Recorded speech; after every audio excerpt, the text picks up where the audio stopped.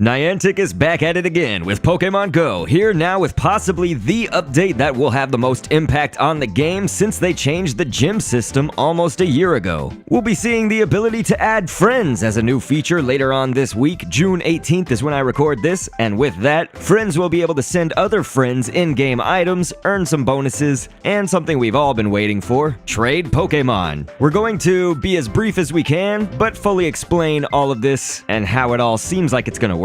Friending somebody will work by swapping trainer codes with each other. Enter the code, send them a request. According to PokemonGoLive.com's page for this specific update, we can see in the images they've provided that you can access your friends list when you tap down in the bottom left to open up your trainer profile. There will be a section to slide over and to see your friends. The friends list seems to provide a feed that shows actions that your friends recently performed in the game. This girl caught a shiny Magikarp. I've caught over 800 of them and they haven't shined for me, but whatever. You can increase your friendship level, indicated by the hearts in this image here, by sending gifts or doing raids and gym battles with your friends, and also via trading Pokemon with friends. Your friendship level can only increase with a friend once per day. Here's the levels of friendship by name and image. Good friend, 1 heart.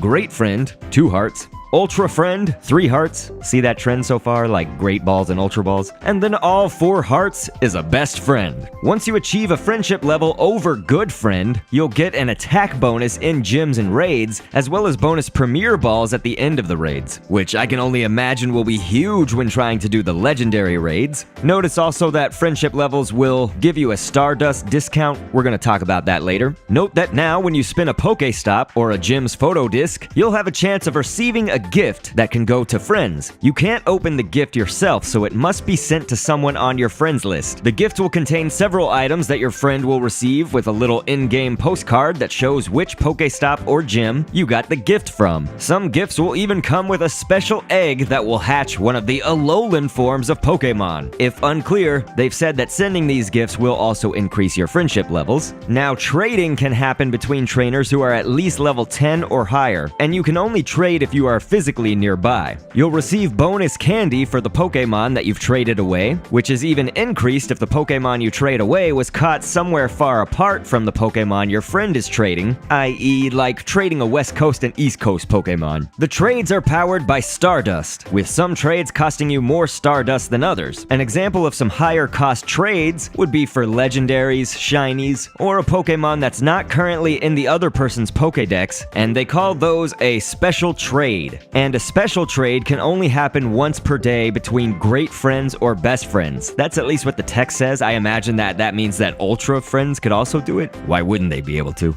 We can decipher from this image, however, that a trade between, for instance, a Squirtle and a Pikachu seems to only cost 100 Stardust, which is usually the amount of just one catch. But then notice that trading a Moltres and Articuno in this image shows that it'll cost 1 million Stardust. Ouch. But that's specifically with 2 trainers who are not high in friendship level. Notice then here that when the friendship level is best friend status, the legendary trade costs 40,000 Stardust as opposed to the million. Still a lot, but much more in my personal price range, I'd say. One last thing to note regarding these trades is that there will be a range for CP and HP that the traded Pokemon can have, which also is affected by friendship level. After completing the trade, the Pokemon's CP changes to something within that range shown, and it's adjusted based on the level of the person receiving the Pokemon. Like, imagine a level 40 trainer with a pimped out legendary trading down to a level 20-something trainer. That legendary Pokemon will probably lose a lot of the CP and HP in that process. But I gotta say, overall, this update will be huge, and I know that there will be players who are boosting their low-level friends like crazy with this. Hopefully it all can remain mostly balanced, though. And again, I am ultimately just crazy excited for this update. I hope everybody enjoys making friends, quote-unquote, later on this week, and I'll catch you on the next vid,